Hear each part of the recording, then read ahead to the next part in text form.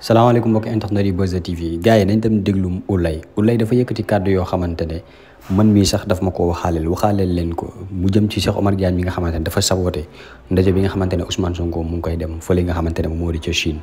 Ouleye nag révélé waale lu am solo ci biir émission bi let's go gars yi mais si fin bi dinaa ci def jàngat bu am solo gars yi let's go. parce que maa ngi fàttaliku bi Ousmane Sonko dajalee li nga xamante ne mooy ministre de la finance ak bureau yëpp staffam ñu doon wax li nga xamante ne mooy naka lañ trouver ce pays là avec des falsifications de budget des dettes cachées et tout ce qui s'ensuit ci la génne woon sax terme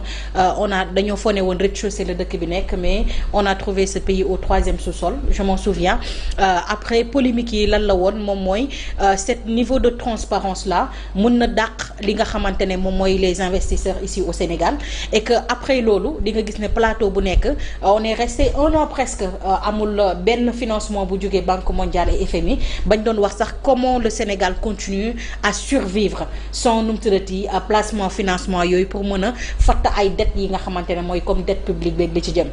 bañ doon wax man ci laa doon sukkandiku tout le temps doon wax le duo Diomaye Sonko ils sont exceptionnels au fait parce que ñëw nañ fekk dëkk boo xam ne non seulement c'est en ruine mais ba jour bi nga xam ne mooy passation de service sax ñu ngi doon dugalal nit ay CD ak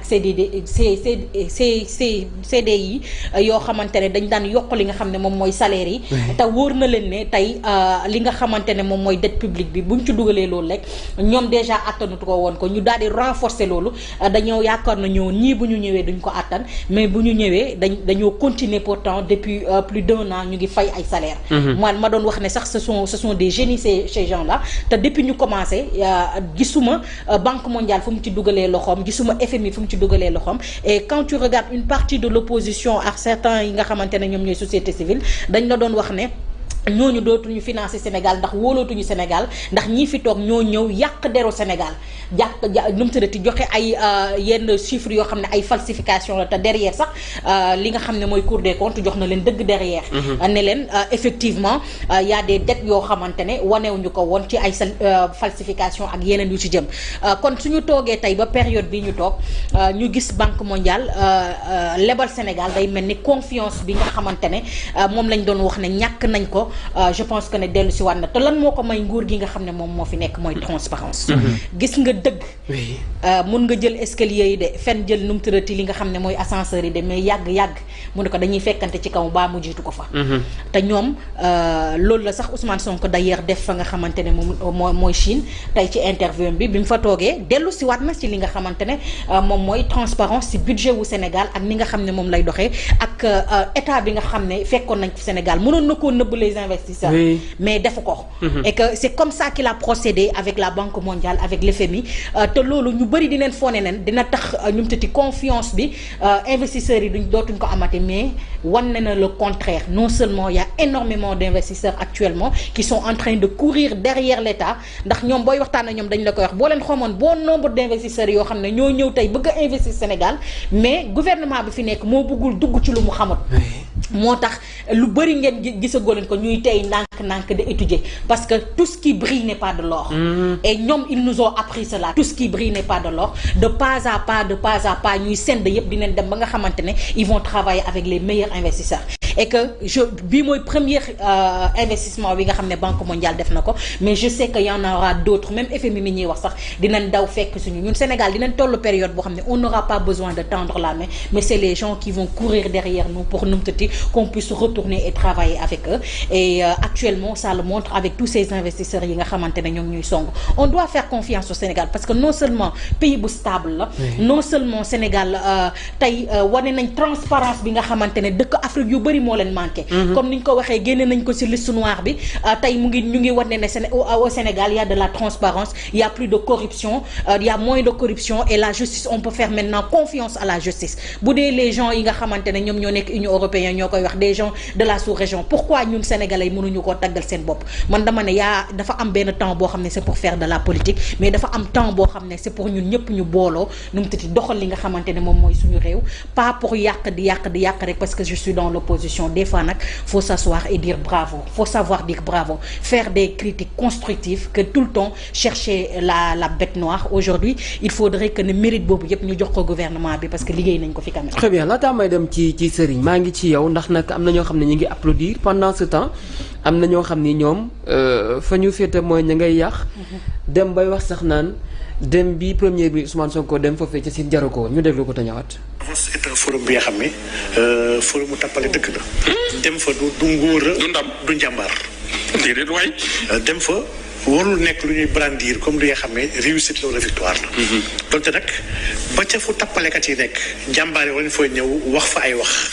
ñu xam ne kat ñun ñoo ngi fi daw ñu dellu ñu ginnaaw. ci naka la nekk yi fu tappale. ji nga Davos je vais pas m'étendre sax sur Klaus ñu wax Klaus Schwab. nga xam ne mooy son fondateur. nga xam ne c'est un club de mondialistes. ce sont des globalistes. maanaam ñi seen vision du monde. du vision développement. du vision solidarité. du vision baax. alors ñii di tàccu oui moom professeur Cheikh Omar Diagne ñu ràññee lool ci réew bi dafa dina sorti quand même oui.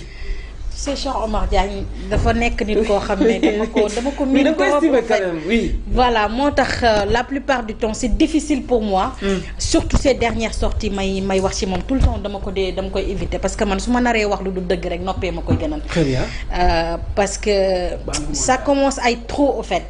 Parce que on peut pas avoir du noir partout au fait. Mënuñu ne forum bi ñu invité le président le premier ministre Ousmane Sonko foo xamante ne investisseurs yëpp a ngi fa daje foo xamante ne nu mu tudd les puissances ñoo ngi fa daje war a mën a waxtaanee développement ak leneen ci jëm nga ne ay tappale moom moo ci nekk. Et quand tu vois ces dernières sorties là Cheikh j'ai envie de dire sama xarit boobu nga xam ne sama mag la sama lépp la c'est quelqu'un que je respecte énormément et que gis nga dans la vie il faut avoir le courage de ses idées et de sa position man su ma bëggee dara dama koy ñeme au fait.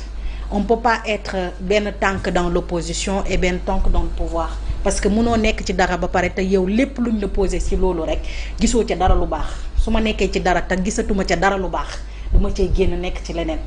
mënuma ne damay ànd ak yow te luñ ma laaj ci Albouraa rek ma critiquer Albouraa. Très bien. xanaa sax des fois man say verre rafet na des fois ma ne day diw ba niin waaye man weex laay gis torox laay gis ci Albouraa lii laay gis ci Albouraa te fu ñu ma gis ma ne man ci biir Albouraa laa bokk mënul nekk. Parce que on peut pas vouloir une chose et son contraire. Mënoo ne yow tu es avec Ousmane Sonko tu es avec Bassirou Diomaye Diakhar Faye et que seen ministre yëpp ay tappalekat leen seen acte yu ñuy posé yëpp ay tappalekat leen tout ça c'est de la responsabilité de Ousmane et de Bassirou Diomaye Diakhar Faye. Man je lui dirais mon cher grand nom de je te respecte énormément mais maintenant il faudrait que tu montres tes positions nga def ni ñëpp ñu xam ne fii nga bokk au moins booy wax sax ñu xam ne lii ngay waxee. C'est bon de faire de la critique. Des critiques dañ ko soxla chaque jour ma wax ko fi biir Pastef dañoo war a critiquante seen biir mais des critiques constructives des fois ñu def lu baax nga applaudir mais si toi tu vois du noir partout je me dis maintenant qu'est-ce que tu fais à Pastef jëlal sa mouvement defaraatal sa kii ba mu baax laajal réew mi ñu jox la ko reste amal courage say position mais bu làqatu ji dara loo xamante ne à chaque fois tu enfonces ces genres de personnes. Très bien. fas la guy faj néew kattan ba mu wér pëlëng yëkkati kaamil jox ko maamam Serigne Sidi Mokhtar mu yëkkati fas gi jox ko xamal ko ni fas gi dina faj néew kattan Serigne Saliou Mbacké sëtug Serigne Sidi Mokhtar bi loo ñuy wax tey ci fasug néew kattan. waaw fas gi képp koo xam ne suñu borom subhanahu wa ta'ala toogal na ne yaa ngi Sénégal xam nga lan mooy njariñal fas gi nag li muy saafara mooy awrawu lax awrawu nooy képp koo xam ne boo dee jot rek soxnaay gaaw a àgg ak lépp lu jafe-jafe néew kattan boo takkee fas gi tàggoog moom li ko tàmbalee feebar boo xam ne si jumbax la tàmbale ba si tànk yu metti muy ree muy lépp lu mën doon rek boo takkee fas gi tàggoog moom fas gi nag la ma ko yàgg a waxee ñett ñoo xam ne bokkuñu bu ñëwee ne ma sëriñ bi la ñu waxoon ci fas gi gisuñu ko ma bàyyee joxe fas gi te fas gi nekk na loo xam ne lu ñu garanti la képp koo xam ne jëflante nañ incha allah rabbi sa xol dina sedd si néew kàttan jërëjëf. ndonoy maam yi la ndax Serigne Sidi Mokhtar moo ko yëkkati teg ko ci loxom sëtam bu tedd bi di Serigne Saliou Mbacké lu ñu garanti lu ñu assuré lay doon te assurance ak garantie yaakaar naa moo gën leneen lu dul loolu jërëjëf Mbacké Balla Aïssa. waaw comme ni ko lay waxee rek Cheikh Omar Diagne moom je pense que léegi sax xam nañ position muy maanaam moom daal dafa mel ne koo xamante ne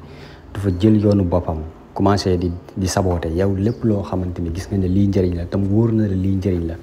nga nekk di ko saboter Ousmane Sonko depuis mu nekk premier ministre ba léegi amul benn tukki bu mu def boo xamante ne amul njëriñ fële ca Chine signé nañ fa sax loo xamante ne ay contrat la nga ne yow loolu amul njëriñ c'est-à-dire mooy dafa am ñoo xamante ne ñoom seen intérêt bopp la ñuy jël di ko dóor ci ay analyse mais nag li ma neex ci gouvernement bi te maanaam ma koy xool ci ñoom di am fier moom moo di ñoom da seen agenda la ñuy topp lijjantiwuñ ñi nga xamante ne ay waxu tappale la ñuy wax wala ñu nekk di wax saa yu ñu waxee ñu def ay scandale